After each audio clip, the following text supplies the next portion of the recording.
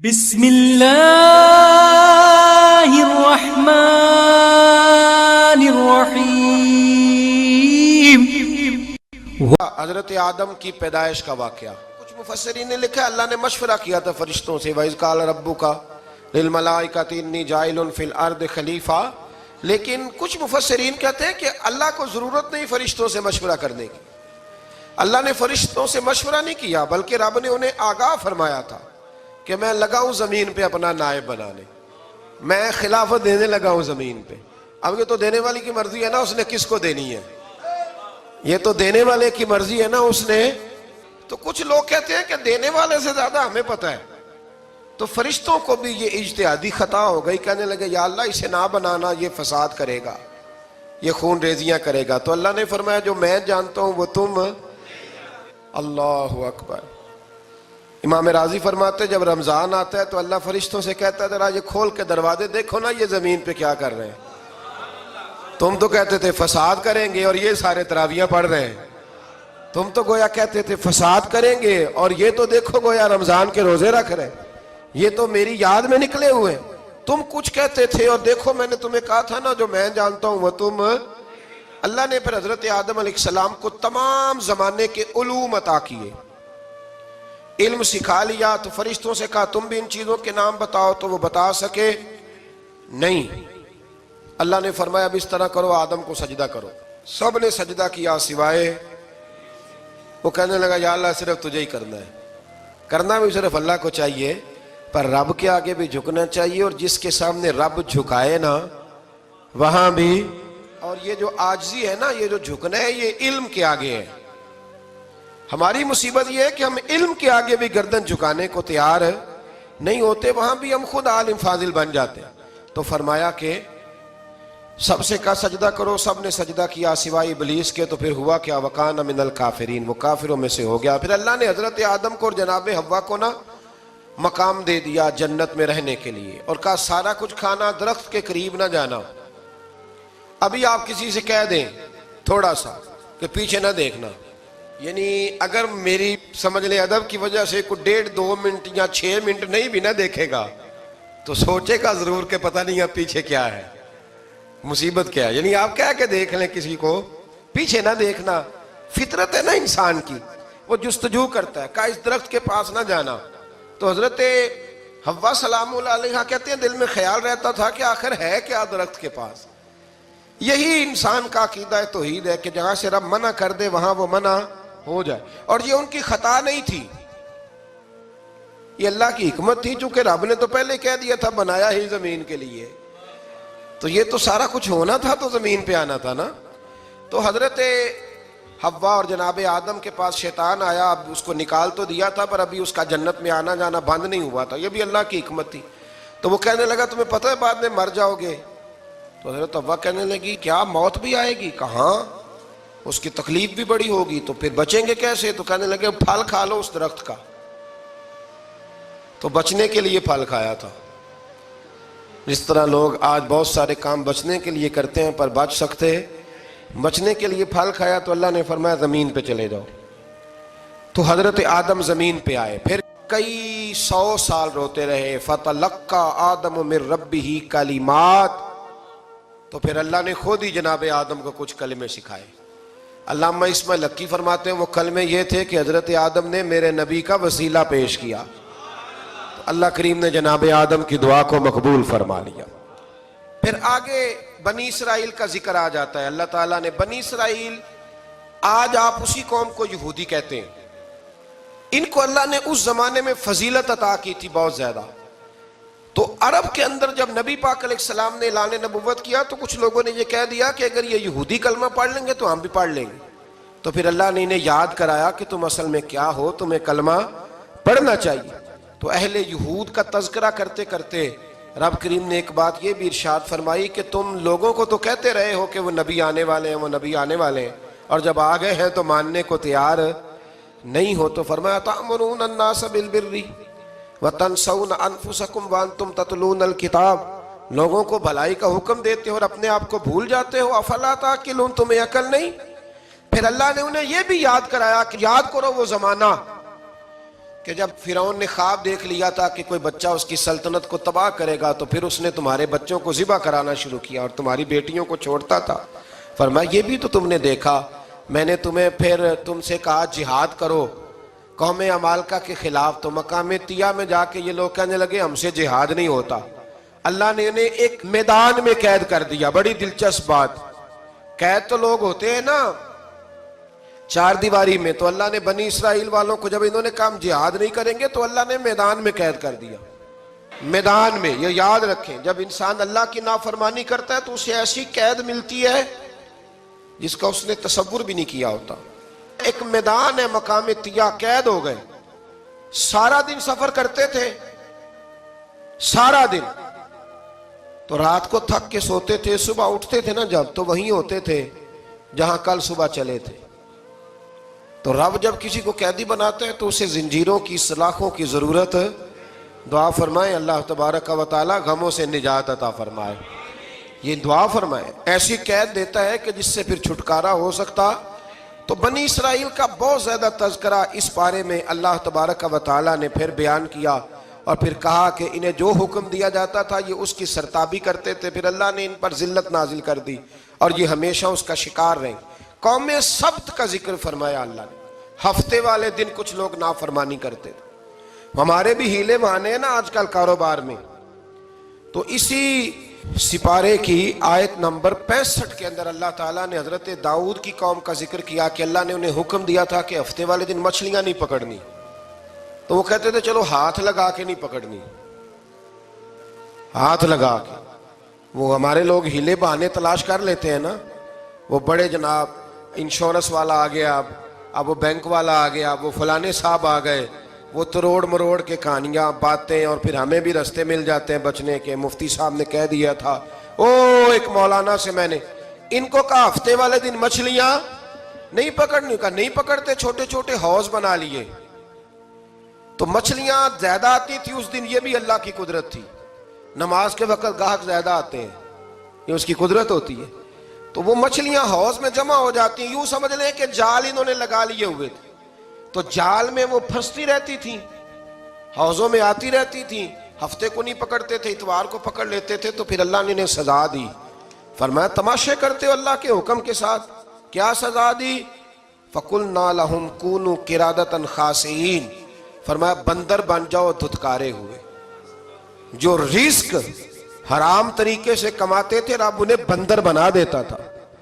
ابھی بھی میں نے دیکھے ہیں بڑے بڑے تاجر پاگلوں جیسی زندگی گزار رہے ہیں. نفسیاتی طور پہ سکون نہیں ہے, کروڑوں روپیہ پڑا ہے. کیوں؟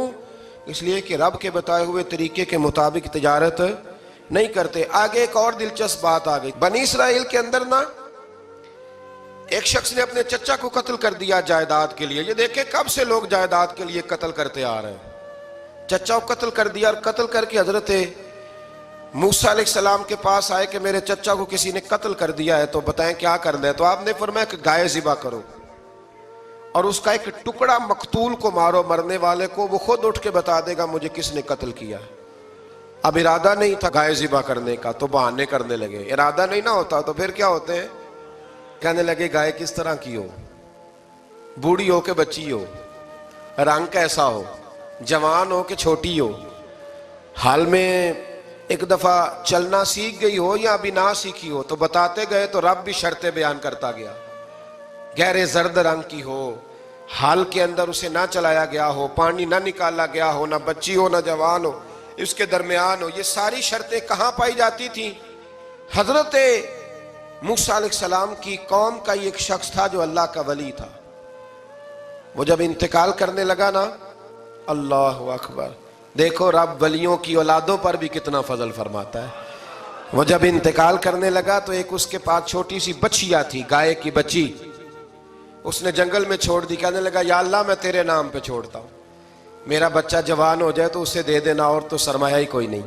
بچہ بڑا ہوا تو بچہ بھی بڑا نیک تھا, اپنی ماں کا بڑا فرما بردار تھا. اس کی ماں نے کہا بیٹا تیرے باپ نے ایک گائے چھوڑی تھی. تو بچہ جنگل میں گیا اور جا کے کہنے لگا اے اللہ میری گائے مجھ سے ملا دے. تو رب کریم نے وہ گائے واپس کر دی. وہ گائے گھر لے آیا, اب وہ کہنے لگا اماں بیچ دوں، تو اماں کہنے لگی بیٹا میرے پوچھے بغیر نہ بیچنا۔ کئی دفعہ گاہک لگے پر اس نے کہا جب تک میری اماں نہ کہے گی میں بیچوں گا۔ ادھر بنی اسرائیل والے شرطیں جتنی گائے کے بارے میں پوچھ چکے تھے وہ ساری اسی گائے میں پائی جاتی تھی، تو یہ ڈھونڈتے ڈھونڈتے وہاں پہنچ گئے، تو کہنے لگے گائے چاہیے، تو اس نے کہا بھی تمہاری مرضی سے نہیں، قیمت میری مرضی کی۔ ایک مفسر نے تو یہاں تک لکھا ہے کہ اس نے کہا گائے ذبح کر کے نا، تو جتنا گائے کے اندر گوشت ہوگا نا اتنا ہی کھال کے اندر تم مجھے مال بھر کے دو گے، اتنے سکے بھر کے دو گے، اتنی اشرفیاں بھر کے دو گے تو پھر تمہیں گائے دوں گا۔